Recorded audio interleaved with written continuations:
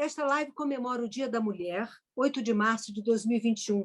Eu sou Norma Cury, diretora da Comissão de Inclusão Social, Mulher e Diversidade da Associação Brasileira de Empresas.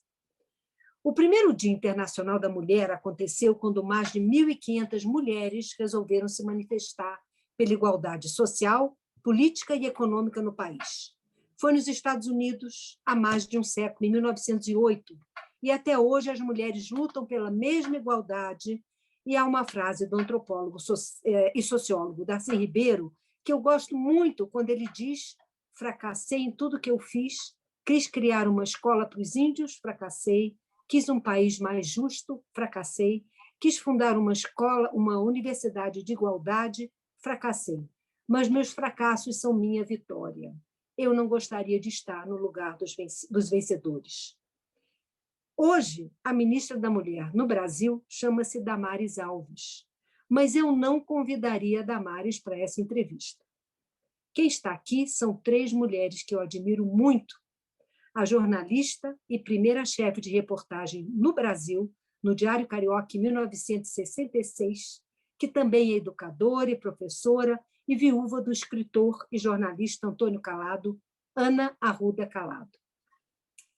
A pneumologista e pesquisadora da Fundação Oswaldo Cruz, Fiocruz, que tem tido um papel fundamental nessa pandemia que nos engole, e que é casada com o professor e educador Cândido Mendes de Almeida, a doutora Margarete Dalcomo.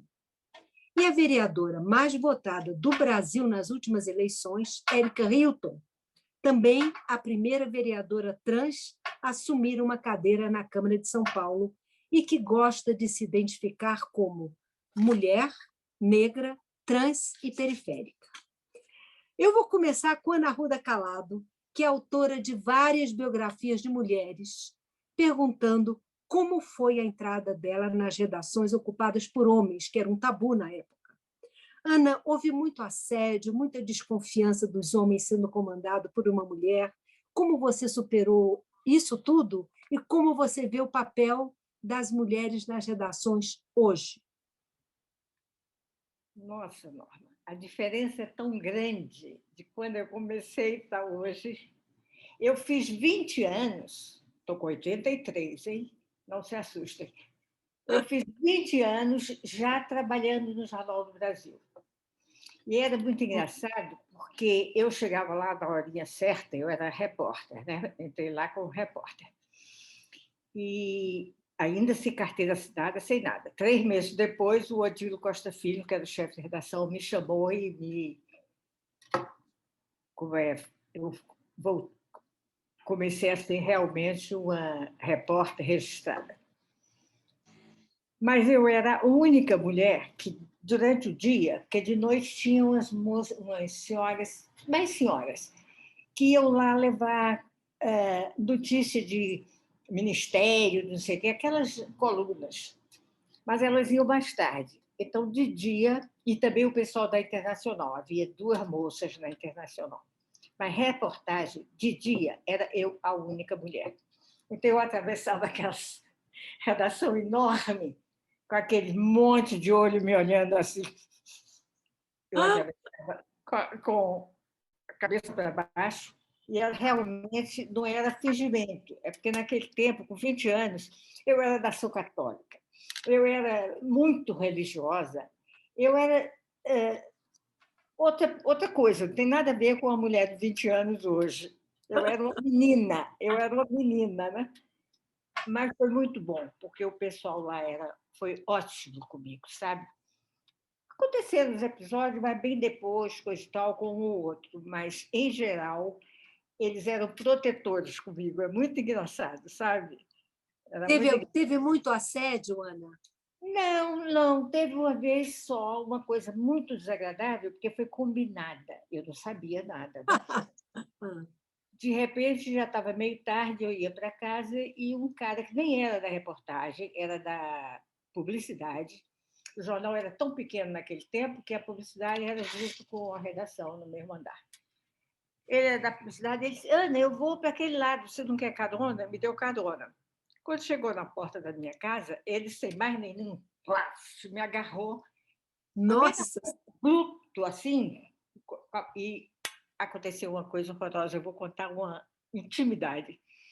Ele abriu a boca e meteu a boca em mim. Eu fiquei com tanto nojo que eu passei anos tendo nojo de beijo molhado. Foi horrível para mim. Eu empurrei ele, abri a porta do carro e entrei em casa. Daqui a pouco, toco o telefone, era o chefe de reportagem, o Wilson Figueiredo, que era uma pessoa maravilhosa.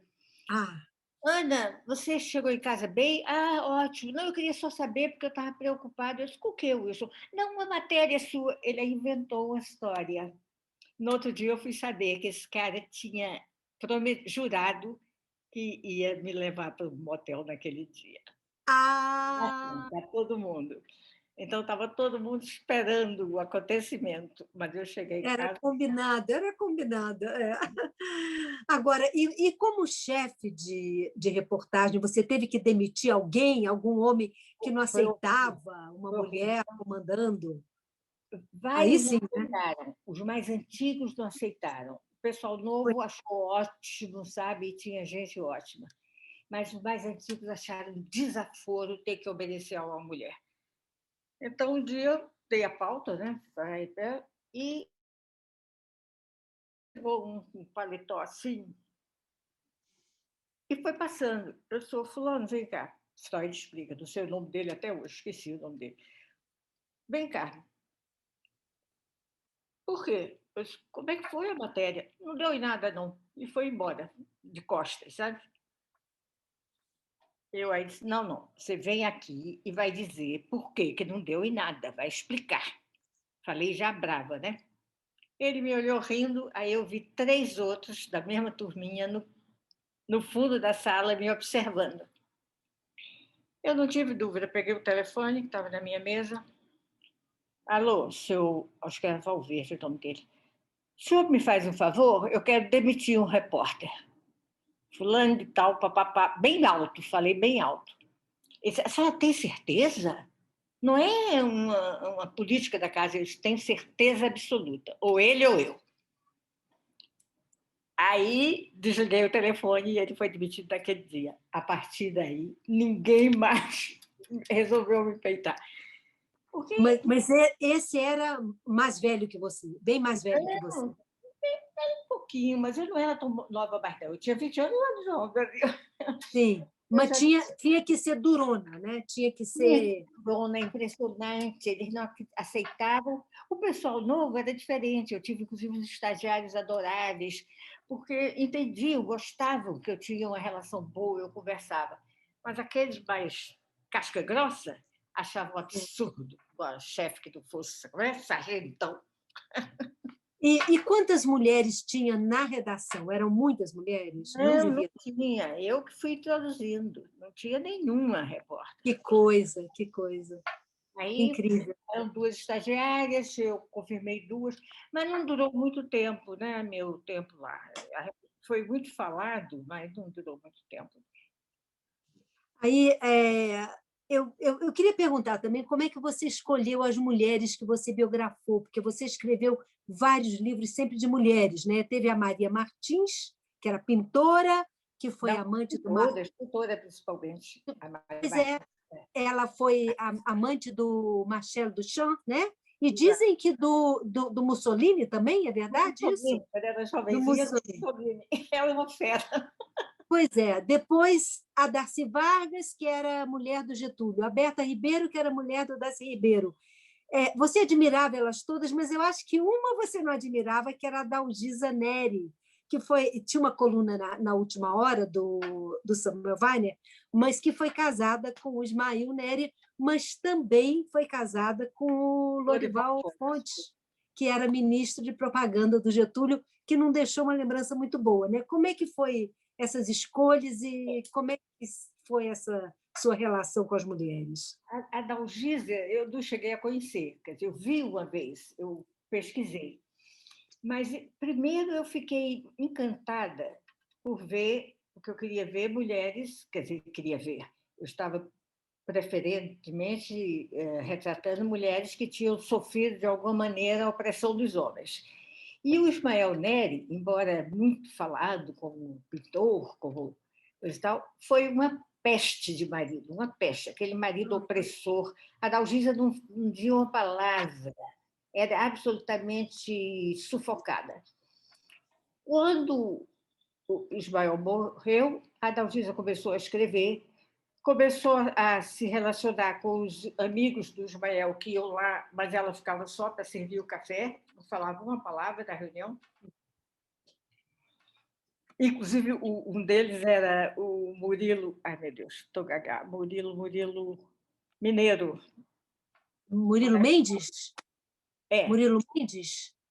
não, Murilo. Não era o Murilo Mendes, era Murilo Felisberto? Não é possível. Murilo. Tempos antigos. Mas ele pediu ela em casamento várias vezes, coisa e tal. Mas na minha maldade, eu sou meio barata. Eu achei que ele estava querendo pedir em casamento era o Ismael. Porque ele era O Ismael. Ismael. Ismael tinha morrido, ele aí pediu em casamento a Dalgisa. Não era o tipo do. Agora, ela foi um furor. Os homens se apaixonavam por ela de uma maneira louca. É. E o Lorival, como é que entrou nisso? Aí ela era ambiciosa, ela queria poder, a Dalgisa. Talvez um pouco por isso eu não mostrei muita simpatia na minha biografia. É verdade. Né? Você mesmo notou. É. Ela só queria poder. Então, ela se aproximou do Catete, se aproximou do Lorival, casou com o Lorival. E aí ela viveu a vida, né? Foi com o Lorival para o México, e conheceu os pintores todos mexicanos, né? Todos pintaram a Dalgisa. Aliás, o que pintavam a Dalgisa, a capa do meu livro é lindíssima, é o retrato do Portinari, fez com ela. Né? Aliás, a mulher do Portinari disse uma coisa ótima para mim.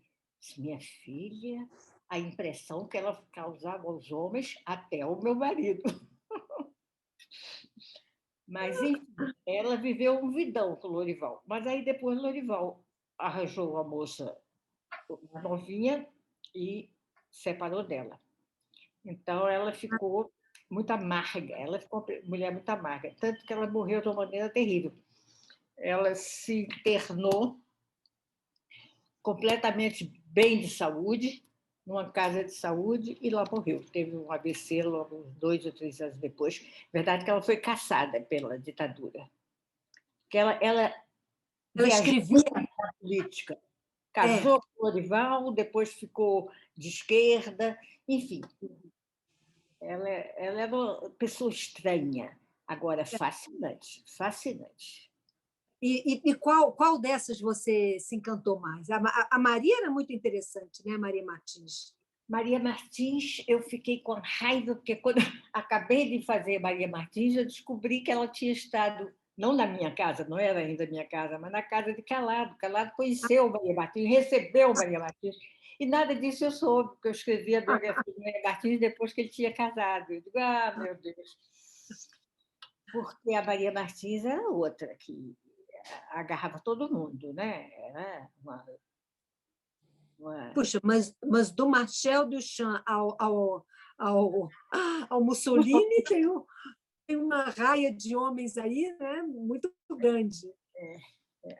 Mas ela era principalmente uma mulher absolutamente independente, não é? A Maria Martins. E uma escultora fantástica que no Brasil nunca teve muito prestígio, porque ela não ligava para o Brasil, né? Ela só queria viver na Europa, coisa e tal. Fez o Museu de Arte Moderna, não foi Neomar, foi ela, né? Até foi velada lá. No Museu, no MAN Carioca. No Museu de Arte Moderna Carioca. Ana, Norma, falei demais. Espera aí, tá bom. Eu só queria te perguntar sobre o jornal alternativo Sol que você fez, que era um suplemento do Jornal dos Esportes, numa época dura, e eu queria saber que pode ser comparável ao que nós estamos vivendo hoje, mas que os jornais estão minguando, heróicos, né? Seria possível repetir uma experiência do Sol hoje aqui? Talvez, Está aí boa ideia. É uma boa ideia. Eu Boa também ideia. acho que é uma boa ideia. O Sol, apesar de eu ter sido chefe de reportagem, ter segurado o Sol muito tempo, na realidade é uma invenção de Reinaldo Jardim, Reinaldo Jardim, que eu sei. um inventor. A palavra para Reinaldo é inventor. Ele inventou tudo que é possível, inclusive o Sol. O Sol nas bancas de revista do Caetano Veloso, né? Do Caetano é uma beleza de música, né? Porque o Caetano ia buscar a Dedé, antes deles casarem, lá na redação do Sol, que ela era estagiária do Sol. Dedé era estagiária, tinha uma porção de meninas, de gente muito jovem, né? Muito, não, a redação era. Agora, o que deu de jornalista importante, isso me orgulha muito. O pessoal que trabalhou lá como estudante, nós éramos 10 profissionais só, 10 editores. O resto tudo era estudante de jornalismo. Ou não, tinha gente que não era de jornalismo, não. E era ótimo. Foi muito, muito interessante. E foi fechado o jornal, né? Acabaram fechando ele, né? Foi minguando. O Jornal do Esporte não aguentava mais segurar, porque eles sustentavam o Sol, e não aguentou mais porque a pressão começou a ser grande. O Carpo Foi em 1967, né? Quer dizer, um ano antes do AI-5, né? Não foi isso? Foi. Não, 67, 67. 67, é. Um ano antes do AI-5. Estava começando a fechar muito e nós tínhamos o Carpo como uma espécie de conselheiro dos meninos. O Carpo era uma maravilha, era um Otto sábio. Maria, era muito interessante mesmo. Mas ele era muito vigiado pela ditadura, muito. Isso. Né? Isso. E o Reinaldo também tinha já feito as estripulias. Pois é, então a época é bem parecida mesmo, né? Bom, eu vou passar então para a doutora Margarete. Doutora Margarete, nós estamos diante de um quadro dramático, com uma nova onda do vírus que pode ser devastadora, com 261 mil mortos, que podem chegar a 3 mil por dia em março, né? Segundo eu estou lendo, e mais de 10 milhões de infectados, sem leitos, sem vacina para todo mundo. O jornal Le Monde ontem classificou a situação brasileira como alarmante, mas o presidente Bolsonaro diz que é tudo mimimi. Então, eu quero saber da senhora quantas mortes poderiam ser evitadas se nós tivéssemos tido um comportamento cívico, científico, político, humano melhor. E se a senhora acha que o presidente sabe o que ele está fazendo? Quer dizer, é proposital ou acontece? A senhora está com o microfone desligado.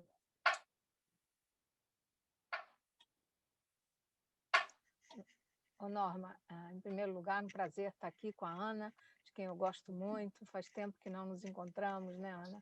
Prazer estar aqui com a Érica também e com você. E, enfim, na verdade, nós não temos muito o que celebrar nesse Dia da Mulher, Norma. Nós estamos num momento muito grave da epidemia da Covid-19 no Brasil e, respondendo à sua indagação, nós pagamos um preço nesse momento de, desde o início, termos vivido com duas retóricas muito antagônicas, né? A retórica mais consistente, serena, movida pela empatia, sobretudo, que faz tanta falta hoje, que foi a retórica e o discurso bem embasado dos cientistas brasileiros, dos médicos, dos pesquisadores, de tantos de nós, biólogos e vários profissionais da saúde, que não se furtaram a vir a público, de certa maneira, decifrar uma linguagem, né? Essa linguagem, às vezes, que nós usamos, que é complexa, né? Decifrar os termos técnicos para que eles ficassem acessíveis a toda a opinião pública. Desde o início, né? Há pouco eu comentava com a jornalista que me fez a primeira entrevista, quando eu vim do grupo que assessorou o ministro Mandetta no início de março do ano passado, no dia 13, quando eu disse a epidemia será muito dura no Brasil. e muitas pessoas se surpreenderam, né? Eu conheço um pouco de epidemia, Norma, eu trabalho para o Banco Mundial, eu vou à África, eu vi o ebola de perto, então, assim, eu participei muito perto na época da epidemia da SARS, né? Quando teve a gripe aviária, então estive junto com o Ministério da Saúde naquela ocasião. Nós sabemos que essa tensão, quando se avizinha alguma coisa, a questão social, a organização, e nós tínhamos naquele momento duas armas muito poderosas para entrar na epidemia, ainda que estivessem muito fragilizadas pela questão do subfinanciamento, do desmantelamento de recursos humanos, que era o nosso SUS, poderoso, precioso, absolutamente indispensável, que é o que está segurando, de certa maneira, mal ou bem essa epidemia, e é a quem caberá dar resposta, né? O nosso precioso SUS, o maior programa de saúde pública do mundo. E tínhamos aquilo que nós já sabíamos desde a gripe espanhola, Norma, desde as grandes epidemias. As epidemias acompanham a história do homem. Então, todas as epidemias já se sabia, né? Desde a grande peste negra do final do século XIV. Você nem precisa ler o Decameron do Boccaccio para saber isso, que o distanciamento social é o que se recomenda. Não pode, epidemia significa pessoas separadas, não tem jeito, e até hoje é assim. E esse discurso, né, que muita gente, né, alguém se referiu, enfim, de uma maneira até engraçada, achei bem humorada, né, de que nós, os médicos ou os pesquisadores, eram trombeteiros do apocalipse. Na verdade, nós estávamos apenas dizendo a verdade, né? Então, quando nós dissemos, olha, tem que usar máscara, por exemplo, está mais do que provado, não é porque eu acho isso, Norma, é porque cientificamente está demonstrado que criar uma barreira mecânica protege a mim e protege aos demais, aqueles que eu gosto, que eu quero proteger. Então, não há dúvida sobre isso. Então, o Brasil paga hoje um preço de ter confundido a opinião pública com um discurso paradoxal, diferente, e isso fez muito mal às pessoas. Em quem elas têm que acreditar? Numa grande autoridade, num governador, numa autoridade importante que diz uma coisa, ou eu que estou dizendo, olha, esse remédio não serve para nada, os trabalhos científicos estão aí revelando de maneira muito consistente que não há remédio para tratar a Covid-19. A Covid-19 é uma doença viral aguda, toda doença viral aguda só tem uma solução para resolver, que chama-se vacina. Então, nós erramos de novo, Norma, quando no meio do ano passado o Brasil corretamente se colocou como um grande celeiro para desenvolvimento de estudos de grande qualidade de fase 3 para as vacinas, mas errou redondamente de não ter feito os acordos comerciais naquele momento.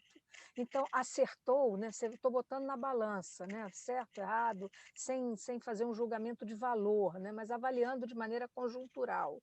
Né? Nós fizemos um acordo correto, através da Fiocruz, de um processo de transferência de tecnologia, que é o que vai resolver o Brasil, que é a vacina da AstraZeneca, e o Estado de São Paulo com o Butantan, que fez com uma vacina chinesa. Então, hoje, na verdade, objetivamente, nós temos dois institutos públicos brasileiros, a Fiocruz e o Butantan, que estão dando resposta ao sistema de vacinação brasileiro, ainda que ele esteja muito lento e muito longe daquilo que seria desejável. Então, porque hoje, tem outras vacinas, né? Tem a Pfizer, tem tem tem outras que a outras gente vacinas excelentes, tem que nós vacinas perdemos. que nós testamos no Brasil, Norma. Pois é, O pois Brasil é. testou estudos de fase 3 para a vacina da Johnson, testou fase 3 para a Pfizer. Nós poderíamos ter costurado os acordos naquele momento e perdemos o timing. Então, nós erramos. Perdemos o timing. Então, se Isso, o Brasil hoje é considerado um pária internacional em termos epidemiológicos, isso. se nós para obtermos o nosso chamado passaporte da saúde, que é o que será absolutamente obrigatório, vocês não se iludam, porque ninguém mais vai pegar um avião para lugar nenhum, nem para o Uruguai, se não tiver vacinado com a sua carteirinha de saúde. Não vai, não adianta. A vida mudou, Norma. Eu chamo a Covid-19 de um fenômeno modificador de nossas vidas. É o começo do século XXI de verdade. E É verdade. a CDC, né, Norma? Antes da Mas Covid e depois da Covid. É isso, a é mais ou CDC. menos isso. Então, eu acho que hoje, o que a gente, né, nós não, eu não estou aqui para julgar, né, não sou isso, cabe à justiça fazer e à sociedade civil fazer o que ela tem que fazer, né? Agora, como médica, como quem está tratando de pessoas, como quem está fazendo pesquisa, né? Eu estou nesse momento desenvolvendo um outro ensaio de fase 3 para a Covid-19 com a vacina BCG. Então, assim, a minha obrigação é dar as respostas e dar à sociedade civil os esclarecimentos e prestar contas, digamos assim, né? Do que nós estamos fazendo, do que nós estamos acertando. Se nós errarmos, nós temos que dizer, olha, essa pesquisa, o resultado foi negativo, mas o fato, Norma, é que nós gastamos muita energia e muito dinheiro, sobretudo muito dinheiro público jogado fora, sem que ele tivesse sido investido, nós teríamos salvo muitas vidas. Então, se hoje nós temos esse número de mortes que nos causa esse luto, que eu Absurdo, né? considero indelével em nossas vidas, né, é porque alguma coisa deixou de ser feita, contrariando aquilo que nós, com toda a consciência, digamos assim, vimos alertando há tanto tempo. Quer dizer, a senhora acha que Não me foi chame uma de senhora, Norma. você acha que foi uma coisa proposital, Margarete, isso? Porque não é possível, porque tudo, né? De repente tinha a cloroquina, de repente tinha a cura antecipada, de repente tinha vamos infectar todo mundo, porque aí morre quem tem que morrer e quem não tiver fica. Quer dizer, foram várias orientações desgovernadas, né? Matando gente. Isso é Eu uma acho que, coisa eu acho que, infelizmente, Norma, as proposital, não é pessoas possível. ouviram o galo cantar, digamos assim, errado, ouviram as pessoas erradas. Norma, vou dar um exemplo objetivo. O Brasil tem coisas que nós nos orgulhamos, né? Como nós nos orgulhamos da nossa agência regulatória, que se comportou perfeitamente, né? Quando alguém me pergunta assim, que vacina você tomaria? Eu costumo responder de pronto, né? Eu tomaria qualquer Isso, uma, desde que aprovada pela Anvisa. Por quê? Porque a isso, nossa agência regulatória, que não é uma agência de governo, é uma agência do Estado brasileiro, então, portanto, isso. ela guarda uma independência de natureza técnica, trabalhou muito bem. E ela trabalhará de novo bem para aprovar outras vacinas, cujos dossiês estão sendo submetidos. Mas, por exemplo, nós sabemos a solução desse momento, Norma, para interceptar essa desgraça sanitária que nós estamos vivendo, e humanitária, mais do que sanitária, né, que o Brasil está vivendo, só tem uma solução. Nós precisamos fazer o que hoje, tardiamente, alguns governos estaduais estão fazendo, fechamentos com muita restrição, medidas que são muito pouco simpáticas, né? Claro, todo mundo muito Muito. cansado depois de um ano de isolamento, É. né? Mas isolamento tudo a meia boca, né? Porque a verdade, a maioria foi tudo a meia boca. O Brasil É. nunca conseguiu alcançar um grau de isolamento adequado, que seria 60%. Quem chegou mais perto foi São Paulo, com 58% apenas, né? Mas o exemplo que eu ia dar é o nosso PNI, Norma, o nosso Programa Nacional de Imunização. O Brasil é um país que sabe vacinar muito bem. Nós podemos ensinar os outros. Olha o que a Pois é. França está comendo mosca, como se diz, está demorando, está sendo lenta. Olha os Estados Unidos, É. agora é que estão botando pilha para vacinar 2 milhões. O Brasil pode vacinar 2 milhões por dia, Norma. Nós sabemos, nós temos 40 mil postos de vacinação no Brasil, com um detalhe. Neste momento, nós estamos discutindo com a iniciativa privada brasileira, né? Eu tive uma reunião muito produtiva com a Luísa Trajano, que é uma grande empresária, né? Uma humanista, de certa maneira, também descobri, né, que tinha não só um dínamo vivo, como alguém que tem uma grande preocupação empática, e ela botou uma quantidade enorme de empresários. Para quê? Porque ouvindo a nós. O que é Isso. preciso? Eu disse, o que é preciso é vacinar muito e em pouco tempo. É preciso dar geladeira, avião, caminhão refrigerado, logística para 5 mil municípios brasileiros de prefeituras pequenas que não têm condição de se suprir sozinhas. E não adianta deixar tudo nas costas delas, porque não vai dar certo. Então, é para isso que existe iniciativa público-privada e que é muito bem-vinda. Então, é isso. O que nós precisamos nesse momento, Norma, assim, em resumo, né? Não quero monopolizar essa conversa, mas assim, Não, é nós precisamos importantíssimo. nós precisamos de empatia e nós precisamos de eficiência, é isso. Né? Nós precisamos de eficiência, nós precisamos de muita vacina e vacinar muita gente. Não adianta dizer que vai levar o ano inteiro, porque não vai resolver. Tem que vacinar todo mundo, 70% do Brasil, até o final desse semestre. É isso que eu A senhora penso. acha possível isso? Acho perfeitamente possível, basta ter vacina. Mas Pois para é, isso precisa ter vacina, Norma. mas vamos ter vacina? Olha, assim, do nosso ponto de vista, Norma, dos institutos brasileiros, nós vamos, mas não é suficiente. Não é Não, suficiente. não. Porque nós precisamos ter, lembrando que essas vacinas que nós estamos usando são ambas de 2 doses. Se nós utilizarmos a Pfizer, Isso. se conseguirmos algumas da Pfizer, também são 2 doses. A única Então, vacina que é uma dose só, que é uma vacina excelente, que seria realmente extraordinário se nós conseguíssemos negociar, é a da Janssen, da Johnson Johnson. Seria a da Johnson. fantástico. É uma dose só e não precisa de uma cadeia de frio muito complexa, etc. Mas essa questão, a iniciativa privada vai ajudar a resolver, Norma. Eu não estou preocupada mais se vai ter geladeira para guardar a vacina da Pfizer, porque eu sei que vai ter. Entendeu? Ai, que bom ouvir isso. Então, temos que contar agora. A senhora é uma cientista, casada com um cientista, onde a política do negacionismo da ciência, da terra plana, do equívoco criacionista contra o Darwin, onde isso pode levar a gente mais longe do que já está levando no mundo? Onde isso pode levar a gente, doutora Margarete? Olha, Norma, eu acho que o mundo está num momento muito difícil, né? Não é só o Brasil, né? Nós Mas olhamos a Europa, nós estamos...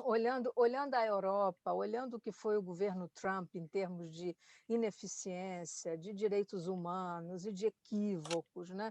de distrato com a ciência. Né? Olha como foi tratado o professor Anthony Fauci, que é um ícone para nós, né? Um homem de grande valor, né? Um homem que tem um pensamento. Olha como ele agora resplandeceu de novo, respeitado como merece num governo mais, digamos, justo, né? Com o governo Biden. Então, assim, eu acho que o mundo não é só o Brasil, mas aqui, particularmente, que é onde nós vivemos, né? E aonde nós queremos obter o nosso passaporte de saúde para poder ainda sermos aceitos em algum lugar e não sermos vistos como os pestiferados, né? Então, é muito triste ver o Brasil, né, Norma? Eu dei uma entrevista para um jornal estrangeiro ontem, um jornal francês, foi muito engraçado, porque assim, eles me perguntaram, então o Brasil é o novo epicentro? Olha, provavelmente sim, né? O Brasil será o novo epicentro da epidemia, sim, né? Porque Que triste lugar, né? considerando a taxa de transmissão desse momento, muito alta, né? Acima, vocês ouviram muitos de nós falarmos muitas vezes naquele RT, né? Que é a taxa de transmissão, né? Então, ele está Isso. acima de 1 em muitos lugares já. 2, nós já temos as variantes todas, Norma, criadas. O que faz ter variante? O que faz ter variante é muita transmissão. Quando a transmissão está baixa, não tem variante. Tem, mas o vírus ele mesmo vai se autorregulando e ela não prolifera como proliferou. E hoje, tristemente, eu posso lhes informar, como a Fiocruz exarou um documento há 2 dias atrás, né, mostrando, por estudos muito bem conduzidos, que hoje a maior parte dos casos, inclusive no Rio de Janeiro, já é causado pelas novas variantes. Então, As isso novas. causa muita Isso. angústia na opinião pública. Muitos me perguntam, eu respondo essa pergunta 20 vezes por dia, nos últimos 3, 4 dias, se as vacinas que nós estamos tomando vão proteger contra as variantes. Exato. Então, antes E que vão? você me pergunte, eu já vou Eu te já estou dizendo perguntando. que sim, que vão. Até o momento, tudo indica que a vacina da AstraZeneca protege contra a variante P1, que é a variante brasileira, contra a P2, e os estudos com a Coronavac, que não saíram ainda, indicam que ambas protegem contra as variantes. Protege Para contra que esse... nós respondamos isso de maneira mais precisa, Norma, será ainda necessário algum tempo, porque nós estamos desenvolvendo estudos de vigilância genômica, como nós chamamos. Sim. Aí nós precisamos ter muita gente estudada para poder dizer, olha, a incidência de casos entre os vacinados foi X ou Y, então a vacina protegeu ou não protegeu. E as vacinas são plásticas, né? Elas podem ser perfeitamente recomponíveis, modernizadas. Então, assim, nós sabemos que a ciência fará isso rapidamente. Olha, Margarete, e que lugar que as mulheres cientistas ocupam no mundo hoje? Em que patamar o Brasil está na formação dessas mulheres cientistas? Há muito preconceito, nós estamos muito atrás. Eu sei que é uma dificuldade grande para as mulheres, né, aqui no Brasil. É uma dificuldade grande, Norma, porque você tem que pensar, né, um país como o Brasil, não é possível, né? Quando você olha os órgãos de fomento, por exemplo, de pesquisa, né? Olha a proporção de pesquisadores que estão num alto patamar entre homens e mulheres. A desproporção é absurda. Olha a quantidade de mulheres que tem nas academias, por exemplo. É absurdamente, é infinitamente desproporcional. No entanto, nós temos pesquisadoras, né, de grande valor no Brasil, com, digamos assim, com o mérito suplementar, Norma, que a mulher brasileira, né, todo mundo aqui trabalha muito, né? Os meus colegas estrangeiros, quando vêm e vê o número de horas por dia que nós trabalhamos, eu costumo brincar com eles, olha, quando a gente chega em casa, tem o terceiro turno, tem que ver o que, que tem para jantar, o que é verdade, o que é É verdade, verdade, é né? verdade, Porque né? as outras em outros países também fazem isso, só que o dia acaba às 5 horas da tarde. Eu É, saio do meu consultório às 9 horas da noite, né? eu sei, Então, o meu terceiro turno é um terceiro turno quase boêmio, né? No sentido da eu hora, né? sei, eu sei Então, durante, porque a última vez que nós falamos, acho que era quase meia-noite. mais ou menos, eu devia ter acabado de jantar, né? Eu E, também, então, assim, e exatamente. nesse ano pandêmico, Norma, eu queria aqui, inclusive, fazer um pleito de respeito às mulheres que ficaram em casa, Norma. Essas mulheres sofreram muito, mulheres com filhos que não podiam sair, que tinham crianças em casa, num confinamento, né? Muitas vezes numa situação social de grande exclusão, vivendo a violência doméstica, porque nós sabemos que a violência está em todos os locais, né? Está nos assédios diários, está nas ruas, está no trabalho, está dentro das casas das pessoas. E essas mulheres tiveram que sobreviver a esse ano que ainda não acabou, né? Porque 2020 ainda não acabou, né, Norma? Nós estamos em plena, nós estamos entrando no século XXI, como eu costumo É dizer. verdade, Então, é assim, verdade. essas mulheres merecem o nosso respeito, a nossa admiração, e elas devem nos enternecer. É isso que eu gostaria de dizer. Muito bom. Eu vou passar para a Érica Hilton, então, que é a mais jovem desse trio aí, 27 anos, teve uma vida difícil, foi obrigada pelo preconceito contra a sua opção sexual a trabalhar nas esquinas de São Paulo, se prostituindo, como fazem até hoje muitos dos seus colegas trans. Quando a gente vê onde você chegou, Érica, por esforço próprio, eu pergunto como é que o que o preconceito pode fazer para anular as pessoas, levando até o suicídio, e como você fez para se tornar sã, salva, linda, a vereadora mais votada em São Paulo, não, mais votada do Brasil, em 2020, com 50 mil votos. Como é que você deu essa virada? Bom, primeiro eu quero dizer que para mim é uma honra imensa e assim, não tenho palavras de compartilhar essa live ao lado da Ana Calado e da doutora Margarete, mulheres por qual eu nutro muita admiração e profundo respeito pela trajetória, pelo trabalho, e não tenho nem roupa para estar aqui ao lado dessas mulheres, eu no alto dos meus 27 anos, tendo o privilégio de poder compartilhar desta live com elas. Então, assim, é uma honra imensa para mim estar aqui.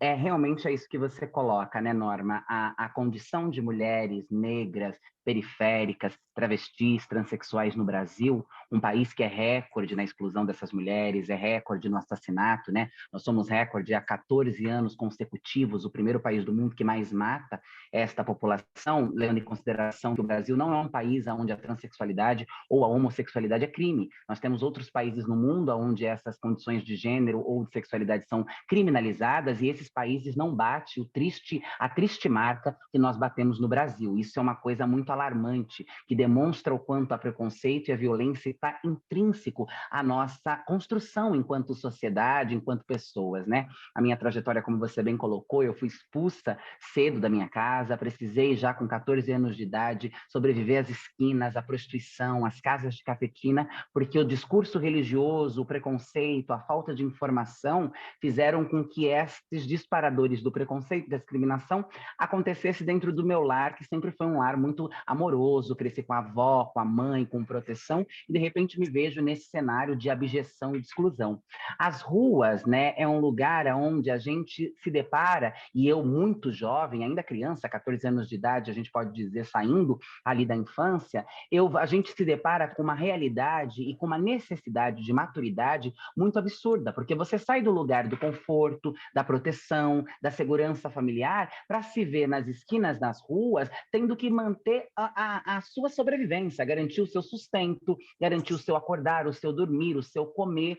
E eu acho que, diferente da maioria das meninas e meninos iguais a mim, eu tive um referencial muito positivo de família, de humanidade, de proteção, de mundo na minha infância, que me permitiram que, quando eu me visse nessa situação completamente desprotegida, né, desumanizada, precisando me submeter àquele modo de vida para conseguir existir, eu não permitisse que aquelas violências me sucumbissem. Eu não fui permitindo que aquilo roubasse de mim o incômodo que eu sentia por não achar que aquela vida era natural. Eu sabia que estar naquela condição não era uma coisa natural, eu não tinha que pagar por ser quem eu era. E ali, mesmo muito jovem, sem bagagem, sem muita trajetória de vida, ainda hoje eu sou muito jovem, mas ali era muito mais jovem do que neste momento, hoje já tenho ou tenho mais coisas na minha trajetória, eu sabia que tinha alguma coisa errada e era este incômodo que foi me levando a querer desbravar a sociedade, a não aceitar que aquele lugar era um lugar que eu deveria me conformar, que eu deveria aceitar que era aquilo para sempre e que eu iria morrer naquele lugar. Aquilo não era a vida, eu precisava viver, eu precisava colocar os meus conhecimentos, explorar a sociedade. E eu passo a minha adolescência inteira vivendo a prostituição, a rua, dormindo nas calçadas, sem ter para onde ir, sem ter para onde voltar. E quando eu reato com a família, né, minha mãe cai em si, vê a gravidade daquilo que a igreja estava dizendo para ela que ela precisava fazer, o que ela estava fazendo com a minha vida, a vida da filha dela, ela me proporciona a oportunidade de voltar para a escola, de poder ingressar na universidade. Aí eu vou para a Universidade Pública de São Carlos, cursar gerontologia na UFSCar e pedagogia e depois gerontologia. E neste momento é onde começa essa mudança deste lugar de abjeção. Então, eu acho que ter uma estrutura familiar, não se acomodar, não se conformar, porque não é um acomodar, né? Ninguém se acomoda neste lugar. Este lugar é cruel, este lugar dói, este lugar é difícil, mas muitas vezes, sem perspectiva, sem uma visão, um referencial positivo de mundo e de sobrevivência, muitas dessas meninas acabam indo, né, para o suicídio, ou acabam terminando a sua vida. E aí nós temos que lembrar que o Brasil, a expectativa de vida de uma pessoa trans e travesti no Brasil é de apenas 33 anos de idade, né? Porque morre por decorrência de uma série de doenças, morre pelo genocídio. Então, muitas vezes é insuportável sussegurar este fardo do preconceito, da discriminação e da violência. Eu acho que eu consegui, a partir desse referencial, dizer, não, eu vou passar por essa trajetória, mas eu tenho um projeto, eu tenho uma proposta. E nas ruas, nesta realidade, eu fui entendendo qual era a minha proposta, o que eu queria fazer da minha vida.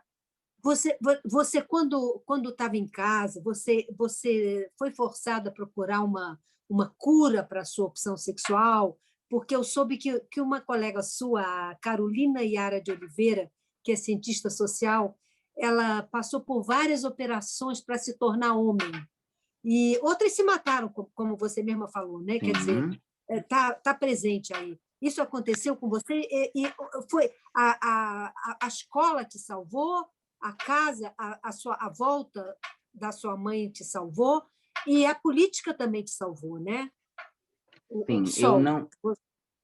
Isso, pessoal. Eu não tive, eu vou te contar uma coisa que é muito curiosa. Diferente das outras meninas, da maioria, eu não tive essa repressão dentro de casa. Na infância, né, eu podia exercer o meu gênero da forma como eu me sentia. Eu nunca vim de uma família repressora. Ninguém nunca disse para mim, faça isso porque você é menino, haja desta forma porque você é menino. A minha mãe, na minha infância inteira, me permitiu dizer que eu era menina, que eu era as divas das novelas mexicanas que eu assistia à tarde na televisão e dizia que eu era elas. Eu nunca tive uma repressão de gênero. Por isso que quando a igreja entra, E por que você saiu de casa, então?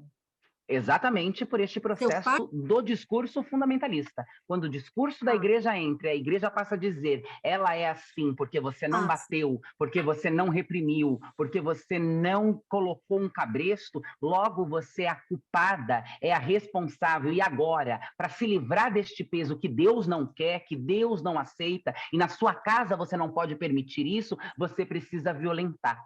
E se você não conseguir na base da violência, você vai para as medidas mais extremas, que é a expulsão. Então, o discurso religioso, quando não bem conduzido, com respeito, com ética, ele se torna uma coisa, uma armadilha muito, muito perigosa. Eu digo sim que o que me salvou foi o referencial de família e o resgate materno. Se não fosse a minha mãe acordar e dizer, epa, o Deus que eu acredito, que eu creio, não é este Deus de ódio, de vingança, que coloca uma mãe contra uma filha, não é este Deus que destrói um lar, que destrói uma família. Está tudo errado aqui. O que os irmãos estão dizendo, essa lavagem cerebral que me fizeram, eu preciso voltar e refazer tudo isso. Eu talvez hoje não fosse a mulher mais bem votada do país. Talvez hoje já tivesse presa, morta, suicidada. Então, o apoio familiar, o amparo e essa possibilidade foram o que me projetaram para a construção de um futuro. Foi a partir daí que eu vou para a universidade, é na universidade que eu conheço o movimento estudantil e começo uma militância, e aí vou construindo uma trajetória até a vida política, numa construção de defesa da vida dos mais vulneráveis, das mulheres negras, das mulheres de um modo geral, da comunidade LGBTQIA+, dos povos indígenas, da população em situação de rua, por ter... Sim, mas mesmo assim você recebe muitas ameaças anônimas lá na Câmara, não é? Não vem sendo muita perseguição, muita... E aí, como é que é? Você ainda é invisível para a polícia? Você ainda pode, enfim, procurar apoio? Ou continua aquele mesmo preconceito atuando? Eu acho que eu não posso dizer que é o mesmo preconceito, porque hoje eu ocupo um lugar socialmente muito diferente do lugar onde eu estava anteriormente, e seria injusto, inclusive, com aquelas que ainda estão neste lugar, dizer que o preconceito me bate da mesma maneira como me bateu ontem, como me bateu em outro tempo. Mas o preconceito, ele não deixa de existir, né? Quando você chega neste lugar, desta visibilidade que eu tomei, ocupando uma cadeira na maior Câmara Legislativa da América Latina, é óbvio que eu não vou ser recebida com flores, que não vão dizer para mim, com certeza, vem aqui fazer uma política pautando essas coisas. Eu movi mais 50 processos contra pessoas que me ameaçam, que fazem ataques racistas e transfóbicos contra mim na internet. O meu gabinete tentou ser invadido dentro da Câmara Municipal da cidade de São Paulo por um homem que se denominou garçom reaça, ali do Círculo Militar da Assembleia Legislativa do Estado de São Paulo. Então, nós ainda percebemos que, mesmo ocupando outros lugares, a nossa presença gera um incômodo e gera um desconforto. É claro que, como eu sou recebida na delegacia, por exemplo, quando eu vou prestar um depoimento para abertura de um inquérito, não é a mesma forma como era antes, porque antes nem sequer na delegacia eu ia. Porque se eu fosse a delegacia, era capaz de eu não sair viva, era capaz de eu não sair daquele espaço com vida. Hoje eu tenho certeza de que eu posso ir à delegacia e que eu vou sair de lá com vida, porque a imprensa está interessada no que eu vou dizer, porque eu tenho bons advogados que estão me acompanhando, porque eu sou uma voz que representa mais de 50 mil pessoas que votaram em mim nas urnas, me fazendo a mulher mais bem votada das eleições de 2020. Tudo isso serve como um escudo, mas isso não me blinda e não me protege de ser violentada, agredida e de viver com medo em um país profundamente desigual e preconceituoso como é o Brasil. Exatamente. Você foi a primeira mulher trans também a ser entrevistada pelo Roda Viva. E você me pareceu muito firme e tal. Mas eu sei que você, na Câmara de São Paulo, você quer lutar para mudar a narrativa da população LGBTI. Quer dizer, há sempre uma coisa da penalização da pessoa ser colocada em um lugar mais inferiorizado, atraindo o sentimento de pena e um desconforto em ir a um restaurante, por exemplo, ou frequentar uma sociedade, porque a boa família brasileira vai olhar para você de um jeito meio torto. Como é que você vai conseguir vencer isso? É possível vencer isso?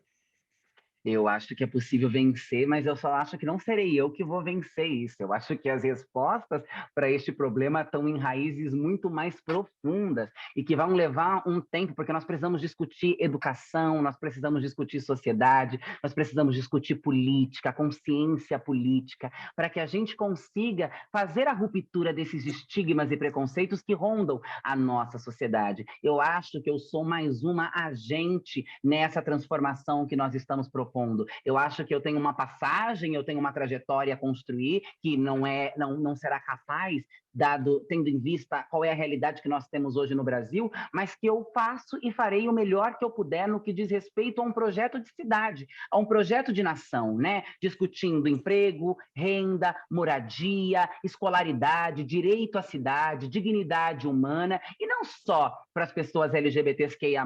Muitas vezes tentam reduzir a minha política e o meu corpo a uma única pauta, mas antes de eu ser LGBT, eu sou mulher, eu sou filha, eu sou usuária do SUS, eu fui estudante, eu tenho uma série de outras coisas que faz o meu corpo ser político e eu querer estar na política. E eu também quero, dentro da política, falar sobre essas coisas. Eu quero falar sobre um projeto de educação, sobre transporte, sobre saúde. Eu quero poder também discorrer sobre outros temas, porque quando eu vou discorrer sobre outros temas, não se anula a luta LGBTQIA+, porque as LGBTs também vão à escola, elas também vão ao posto de saúde, elas também usam transportes públicos, elas também usam equipamentos de cultura e de educação das cidades. E se a cidade não entende este corpo como um corpo natural, como um corpo que convive com a cidade, como um corpo social, a gente nunca vai conseguir romper com esta linha do ódio que parece que pessoas LGBTs precisam viver de um lado e pessoas não LGBTs precisam viver do outro. Isso não é possível em sociedade. Nós não podemos permitir um apartheid entre LGBTs e não LGBTs. Nós precisamos discutir a inclusão. E quando nós conseguirmos implementar esse tipo de inclusão no nosso país, todas as outras pautas vão avançar conosco. Porque uma sociedade que não tem tanto ódio, tanto preconceito, tanta discriminação, é uma sociedade muito melhor do que a sociedade que nós temos agora. No que diz respeito à economia, há uma série de fatores. Então, eu acho que não sou eu quem vou trazer essas respostas e ver esse cenário se transformando, mas eu acho que hoje eu cumpro um papel muito importante em dar continuidade na luta de pessoas que vieram antes de mim, proporcionando que hoje eu tivesse a oportunidade de estar neste lugar, e quero tocar esta luta enquanto eu tiver saúde, enquanto eu tiver vida, enquanto eu tiver saúde mental, emocional, o meu corpo responder, eu quero poder pensar uma sociedade benéfica para todos. E todos é todo mundo mesmo. Não estou aqui pensando num projeto só para LGBT. Então vou fazer uma política só para... Não, eu quero fazer uma política para os idosos, eu quero fazer uma política para as mulheres, eu quero fazer uma política para as mães, eu quero fazer uma política para a cidade. E a cidade, ela é essa cidade complexa, ela é essa cidade com muitas histórias, com muitas narrativas, que também tem as narrativas LGBTs, que precisam ser incluídas no debate de cidade e, mais do que isso, ser respeitadas. Porque essa ideia antiga, ultrapassada, né, de que a homossexualidade, a transexualidade são doenças, são patologias, que precisam de cura, ou que são pessoas que carregam algum tipo de vírus, como a homossexualidade, o HIV/AIDS, ou outras ISTs, são falácias que foram construídas no período da ditadura, em outros tempos, e que a gente precisa começar agora a olhar para essa comunidade e dizer, gente, ali só tem pessoas que amam pessoas do mesmo gênero, pessoas que não se reconhecem com o gênero que foram lhe atribuído na hora do nascimento, e não há nada de perigoso, não há nada de anormal, não há nenhum risco para a sociedade a existência de pessoas LGBTs. Doutora Margarete, quanto tempo vai levar para as pessoas trans LGBTI serem aceitas como pessoas normais e não serem olhadas desse jeito que a Érica comentou agora? Pela ciência? Olha, Norma, eu acho que a ciência não é uma ciência discriminatória, não é a ciência que é discriminatória. Quem é Não. discriminatória, injusta, pouco empática é a nossa sociedade, né? Quer dizer, o velho homem cordial do Sérgio Buarque de Holanda não é o homem, não é a sociedade brasileira. A sociedade brasileira ela é violenta por natureza, ela é culturalmente violenta, ela é opressora, e se ela tem componentes afetivos, como nós vimos, né? Há pouco eu relatava para você como eu recebo manifestações de afeto, muitas, né? De pessoas que não me conhecem hoje em dia, né? Muito curioso, assim, é muito bonito até de ver, me internece. Por outro lado, eu trabalho num órgão do SUS, eu tenho um serviço do SUS, eu atendo todo mundo no meu serviço, que é um serviço de referência, entendeu, Norma? E eu já ouvi relatos que me permitiriam escrever um livro, entendeu? Só com os relatos que eu ouvi de pessoas, porque elas eram, suadizando, né, diferentes. Né? Diferentes de quê? Né? Nós estamos numa sociedade que só existe como sociedade se ela for plural, se ela for inclusiva. Né? E quando as mulheres passarem a não ser, quer dizer, tratadas, né, como eu disse anteriormente, primeiro em casa, né, o grau de violência doméstica que se revelou ao cabo de um ano dessa pandemia, por todos os relatos que nós vimos, Norma, é uma coisa inaudita. Né? Nós nunca pensamos. Né? Então, assim, se casamentos se desfacelaram, outros se recompuseram, como nós sabemos, né? A violência doméstica, inclusive com essa exclusão social absolutamente iníqua do Brasil que nós temos, né? E a violência ela é diretamente proporcional, né, ao grau de inclusão social. Enfim, então, quando nós superarmos, eu acho que está longe ainda, Norma. Eu Você sabe acho que que a Érica foi realista, né? Ela tem 27 anos, né? Eu tenho 65, Norma. Talvez eu não veja isso mais, talvez a Ana não veja mais, talvez você não veja mais. A Érica e os seus companheiros, as suas companheiras, quer na Câmara dos Vereadores, quer na universidade, quer na academia, quer nos círculos sociais que ela frequenta, nas organizações, etc., seguramente poderá lutar para isso. Mas, para tal, é preciso que nós, que já vivemos um pouquinho mais, sejamos, em primeiro lugar, empáticos, solidários e entendamos. Não é a ciência que é excludente. Até nós poderíamos aqui considerar por que o Brasil, tendo pessoas de tão grande valor, Norma, e sendo hoje, na área da saúde, por exemplo, mais de 50% que está na graduação e nas pós-graduações são mulheres. E, a despeito disso, a proporção que está em cargo de mando, de gestão, é muito pequena. muito Né? pequena, É muito pequena pequena. ainda. Então, você vê que alguma coisa não é por acaso, não é casual. Não, Então, não é. a opressão, digamos assim, ostensiva e a opressão sutil, a subliminar, né? Aquela que não configura. Outro dia alguém me perguntou se eu tinha sofrido algum assédio na vida, né? Porque eu fui uma jovem diretora de um hospital público. Eu disse, olha, assédio ostensivo eu não posso dizer, porque não seria verdade, eu nunca tive. Os sutis, os subliminares, né, como a Ana deu o exemplo dela, né, eu fui diretora de um hospital público aos 32 anos de idade. Né? Então, assim, as pessoas chegavam e perguntavam, era uma menina, né, uma mocinha, né, digamos, né, chegava e dizia assim, a senhora, por favor, a senhora pode dar um recado para a doutora Margarete? Eu dizia, pois não, o que o senhor quer fazer chegar à doutora Margarete? Pode falar comigo que eu faço chegar o recado a ela. Entendeu? Então, era assim, né? Então, lidar com empreiteiros, né? Tudo homem, né? Então, isso é uma coisa muito curiosa, né? Então, assim, quando chegava alguma coisa de presente, era sempre uma coisa persuasiva e, por outro lado, também muito feia, no sentido que era assim, quase uma coisa corruptora, entendeu? Isso era muito engraçado, porque a gente que foi criado de uma maneira, como é que eu vou dizer, né? Como tem que ser, né? Para mim não era nenhum problema, eu sempre fui muito bem-humorada, eu chamava a chefe do patrimônio e dizia, olha, bota a plaquinha do patrimônio e bota onde tem que ir, né? E as pessoas ficavam perplexas assim, mas como assim? Ué, Você não está dando um presente aqui? Eu não posso receber presente, não, rapaz. Não tem. Você põe isso no seu lugar, entendeu? Então, assim, são coisas tão normais. Então, assim, alguém me perguntar se isso foi um sacrifício, se foi chato, não, faz parte do show, né? Quer dizer, você ajoelhou, reza, né, Norma? Está num cargo. Quer dizer, sabe?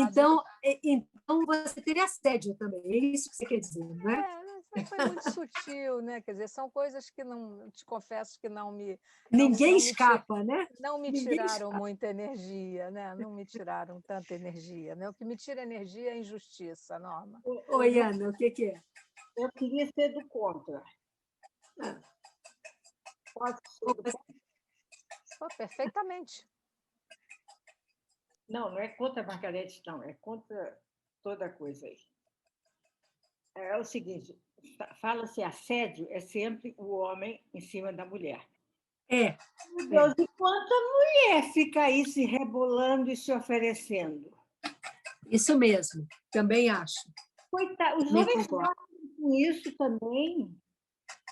Muito mas, menos, claro. Muito menos. Eu nunca vi um homem processar uma mulher por assédio. Deve ter, mas deve ter muito menos do que mulheres, né? Imagino. Não, acho que deve ter muito pouco, né? Agora, quem que quer um emprego e fica atrás do homem oferecendo tudo. Pois é. Eu ia te perguntar isso, que como, Ana, que você definiria o comportamento das mulheres hoje? A gente andou muito, ou a gente ainda se coloca em um lugar inferiorizado, onde para conquistar um chefe, como a gente viu várias vezes nas redações, as mulheres praticamente se oferecem. E se oferecem mesmo, né? E se oferecem mesmo. Mas isso ainda continua, né? Isso ainda continua. Quando que a gente vai poder mudar isso, sabe? Quando que esse jogo vai acabar, né? Mas será que diminuiu, né, Norma? Não diminuiu? Diminuiu, eu acho que sim. Eu acho que sim. Eles têm que tomar cuidado também. Quer dizer, cuidado com o comportamento delas, que eu estou dizendo, eu estou fazendo ao contrário. Exato. Não, mas é verdade. Agora, sabe que quanto à violência doméstica, a mulher do presidente da Câmara, do Arthur Lira, ela está processando ele por violência doméstica, o nosso presidente da Câmara. Eu quero ver aonde que vai acabar isso. Interessante, né? Até lá a coisa chega. E agora começou aqui um panelaço, não sei se vocês estão ouvindo, contra o Bolsonaro. Tá aí um panelaço. Nós vamos ter um fundo, um som ambiente aqui interessante de panelaços. Pois Norma, a gente pode ir concluindo, porque eu tenho outra coisa, assim como já são 15 para as 9. Isso, eu adorei, eu achei que a nossa conversa foi ótima. Não sei se alguém quer falar mais alguma coisa, umas para as outras, não sei. Ana, sim, não. Eu queria que conhecer a Érica, que eu não sabia nada dela, achei ótima a fala dela, ótima. E a Margarete já é minha querida há muito tempo. Pois é. A Érica é uma surpresa boa, impressionante, né? Então, eu achei Érica é sensível, inteligente, bem articulada. Bem-vinda a uma sociedade mais justa, Érica. Muito bem-vinda. Muito obrigada, doutora Margarete. É uma honra ouvir isso da senhora e da senhora também, dona Ana, porque, olha, acompanho já a sua trajetória. A senhora não me conhecia, mas eu lhe conheço. E fico muito feliz em saber que hoje você me conheceu. Gostei. Isso é o melhor de tudo. É o melhor de tudo. E a gente vê quantas Éricas podem estar perdidas pelas ruas, né? Isso é que é impressionante, né? Quantas Éricas a gente passa e nem vê e nem quer saber, não é? Bom, eu acho que esse debate foi bem rico, bem interessante, em um Brasil que podia ser muito melhor para nós mulheres, né? E eu acho que todas nós assinamos um manifesto das mulheres de todas as raças, idades, orientações sexuais na luta pela vida, com vacina para toda a população. auxílio emergencial e pelo fim da violência contra as mulheres. Muito obrigada a todas e vamos lutar por isso. Até já. Tchau, querida.